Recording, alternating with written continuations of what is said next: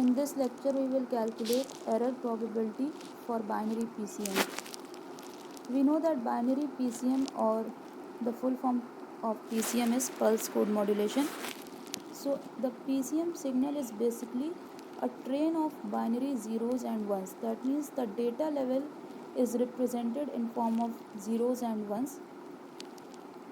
That is, we can assume that if we have to transmit binary 1, x1t, that is the input, can be represented by a volts, and if we have to transmit binary 0, it can be represented by x2t, that is equals to 0. That means अगर हमें binary 1 भेजना है तो हम x1t से उसको represent करते हैं, जहाँ x1t की वैल्यू a वोल्ट है for the time duration 0 to t, यानी कि एक बिट की ड्यूरेशन यहाँ पर हमारी t सेकेंड्स है. और अगर हमें बाइनरी 0 भेजना है तो उसके लिए x2t की वैल्यू 0 होगी, मतलब नो पल्स रहेगी उतने टाइम के लिए. कितने टाइम के लिए? 0 से t, यानी यहाँ पर भी हमारी एक बिट ड्यूरेशन क्या है? t है.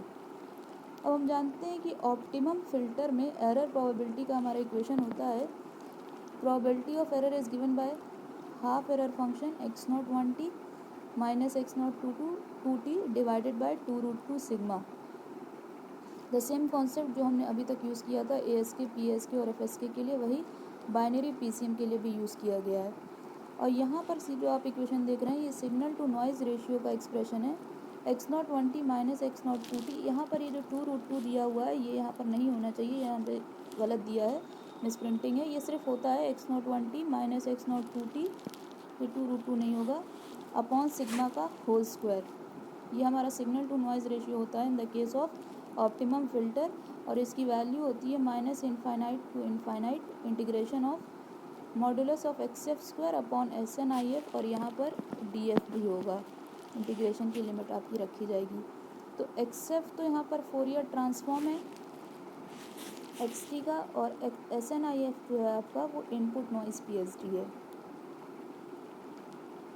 अब करना क्या है हमें, यहाँ पर जो SNR की वैल्यू आई है इसको उठाकर हम यहाँ पर इस इक्वेशन में पुट करेंगे एरर प्रोबेबिलिटी के, तो हमें एरर प्रोबेबिलिटी का इक्वेशन पता चल जाएगा बाइनरी PCM के लिए. तो ये वैल्यू कैलकुलेट करके देख लेते हैं.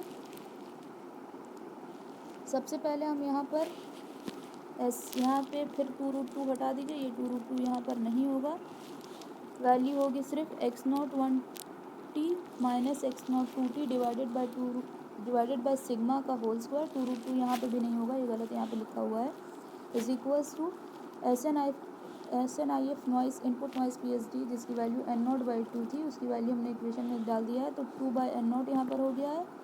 और इंटीग्रेशन क्योंकि कांस्टेंट है इसलिए इंटीग्रेशन साइन के बाहर निकाल दिया गया है उसको.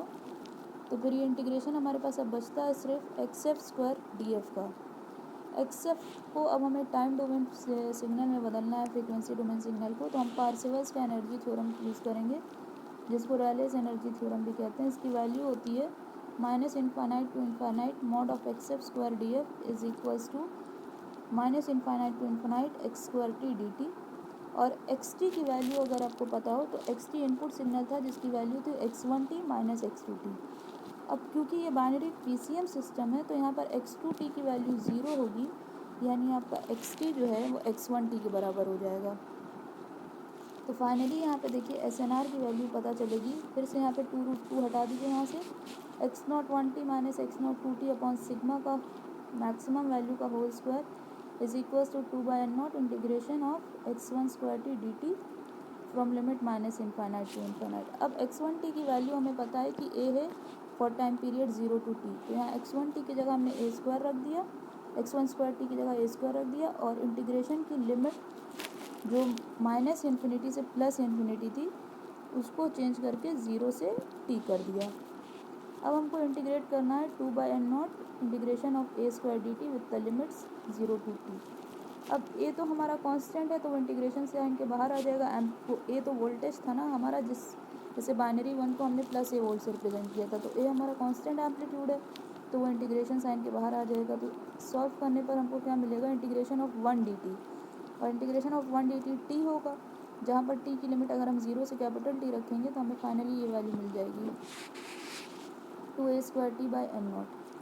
तो ये देखिए ये तो हमारा स्क्वायर वैल्यू निकला है. सिग्नल टू नॉइज़ रेशियो जो था वो हमारा स्क्वायर था, अब अगर हमें स्क्वायर को हटाना है तो हमें RHS को स्क्वायर रूट में करना होगा, तो यहाँ पर ये हमें मिल जाएगा √2a²t/n0। अब एरर फंक्शन हमारा होता है हाफ एरर फंक्शन। अब यहाँ पर देखिए 2/1 लिखा है, ये गलत है, ये 1/2 होता है। 1/2 half ERFC x0 1t minus x0 2t upon 2√2 sigma. तो x0 1t minus x0 2t upon sigma जो यहाँ से वैल्यू मिली थी वो हमने यहाँ पे सब्स्टिट्यूट कर दी है, √2a²t/n0। और यहाँ पर देखिए 2√2 से डिनोमिनेटर में डिवाइड कर दिया है। तो जब ये 2√2 स्क्वायर रूट के अंदर जाएगा तो 8 हो जाएगा, तो न्यूमरेटर में 2 डिनोमिनेटर में 8 हमारे पास बचेगा, डिनोमिनेटर में 4। यानी एक्सप्रेशन हमारा एरर प्रोबेबिलिटी का क्या निकल के आता है PCM के लिए, half error function √a² upon 4n0। Basically, this is the required expression for the error probability in any binary PCM system। यानी अब हमारा ASK, PSK, FSK और साथ ही साथ बाइनरी PCM के लिए भी हमने एरर प्रोबेबिलिटी या बिट एरर रेट कैलकुलेट कर लिया है।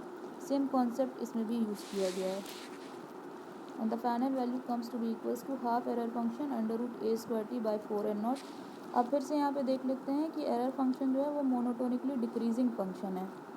मतलब कि जैसे जैसे इस रेशियो की वैल्यू a²t/4n0 इस रेशियो की वैल्यू बढ़ेगी, एरर फंक्शन की वैल्यू घटेगी, और जब एरर फंक्शन की वैल्यू घटेगी तो एरर प्रोबेबिलिटी भी हमारी घटेगी।